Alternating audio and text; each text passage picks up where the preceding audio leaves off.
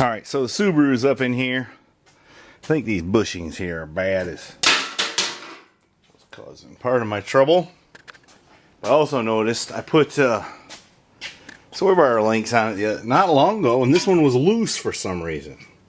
Now, it's not like me to leave loose bolts or nuts, but I might, I guess. And then I found a broken exhaust hanger. This car's got a little kind of creaks and rattles. It was hit in the front. I bought it. It's got a salvage title. But it seems to be a good car. It's got 170,000 miles on it now. And is evidently in the mountains because she's a little rusty crusty under there. There it is. I'm just going to gas weld it with my torch. So I'm going to tack it and then lay it flat on the bench here and weld it. And I've just now cleaned off a spot. Not bad for a torch, huh?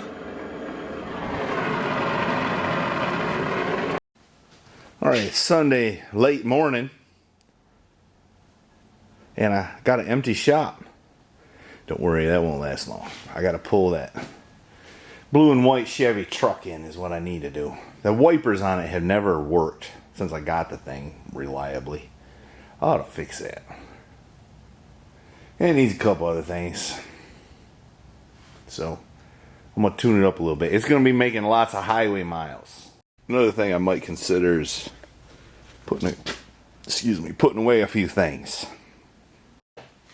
One of my kids asked me if I wanted this box. Heck yeah, I want that box. Hey, look how young I was. Look at the little man riding a four-wheeler. Little miss sanding the roof of that red Firebird way back when. Mama holding the little man. The oldest one. Actually, I'm the oldest one. Alright, I brought the old blue Chevy in. I think everybody's watching my channel seen this bunch of times. Anyway, I had the body off the frame, everything, and I did it like 15 years ago. Maybe a little more. She's starting to show her age a little bit. The paint's fading a little bit. I really need to wash it up and buff it. I don't think I'm going to get to that at this time.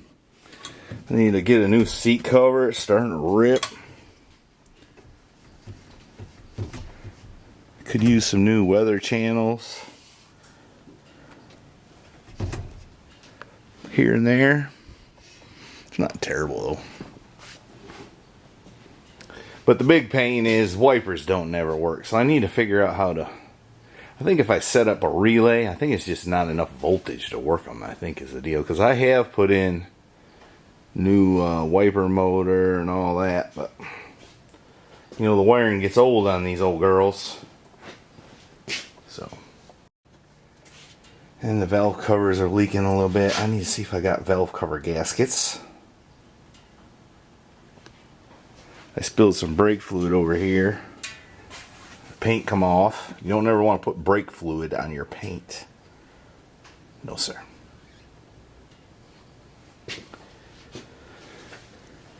But it's still pretty good.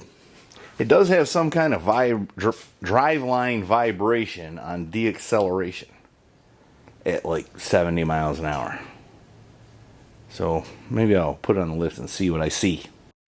So I dug through my big stash of gaskets and I found some big block gaskets. So that's nice. That's nice. So I think I'll put those on.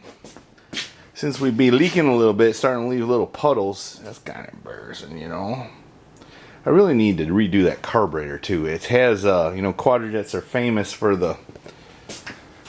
When you shut her down, it leaks a little fuel in the intake. It's doing that. So if you stop and crank it right back up, it'll fire right back up. But if you let it set, say 10 minutes, it leaks enough fuel into the intake that it's flooded. And you gotta crank it a second, hold your foot on the floor. It's kind of embarrassing, you know.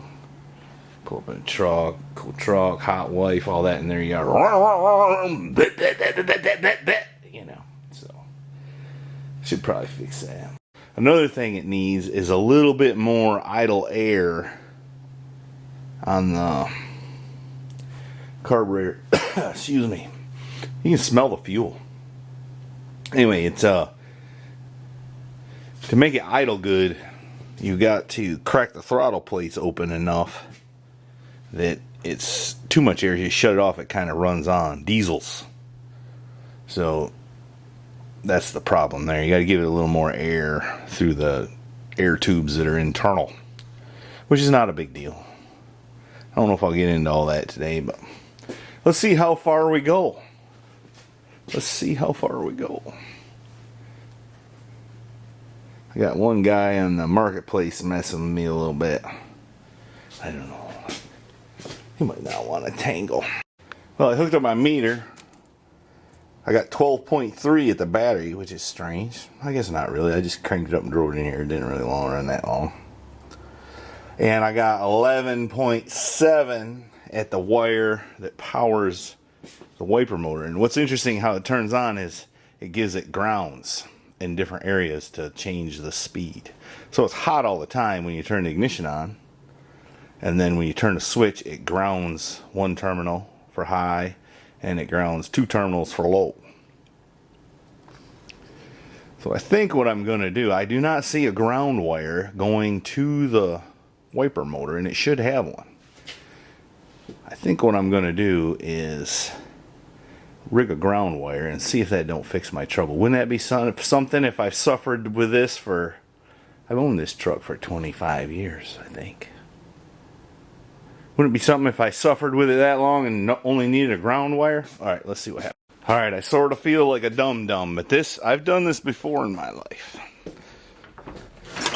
Let this be a lesson to you. Don't be like Mr. Heavy Chevy. Here's what I did. I ran I don't know if you can see it up under there. I ran a wire, ground wire, over to there. See it there? And now, watch this.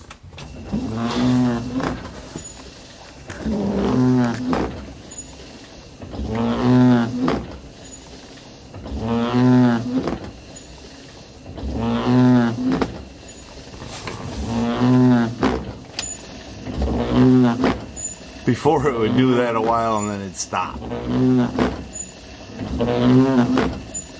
And a lot of times it wouldn't turn on, you have to reach out there and pull it. So this might be a game changer for me. I can drive her in the rain more better now. I didn't put no relays or nothing. Anyways, that's a success. Took me 25 years to figure that out.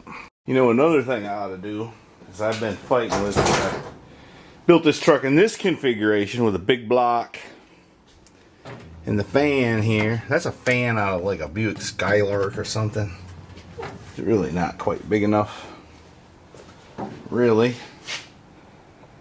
And the other thing is, when I built this, I bought one of them things from the parts store where you stick a little probe in between the fins, and it comes with a relay and all. It's supposed to turn your fan on and off. Well, that worked about, I don't know, 2-3 weeks or something like that. And since then, I just wired a switch into the relay and I just turn the switch on. So to keep safe, I run the fan all the time. You know, I probably got enough parts around here, I could fix that. So maybe I'll go ahead and do it. And maybe I'll see about a different fan here, I don't know. Alright. I found a sensor I had kicking around.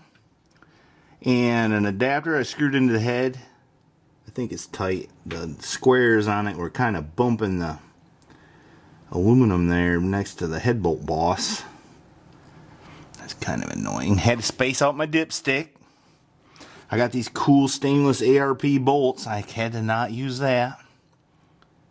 Man, you just can't have nice things. Look at these ceramic coated headers. All the ceramics coming off. Rust free, they said. Anyways, that's another story. So now I think all I got to do is run me a wire from there to that terminal on the relay, and this yellow wire is to the switch. So I should be able to turn the switch on and have this one activated. I don't really need a switch, but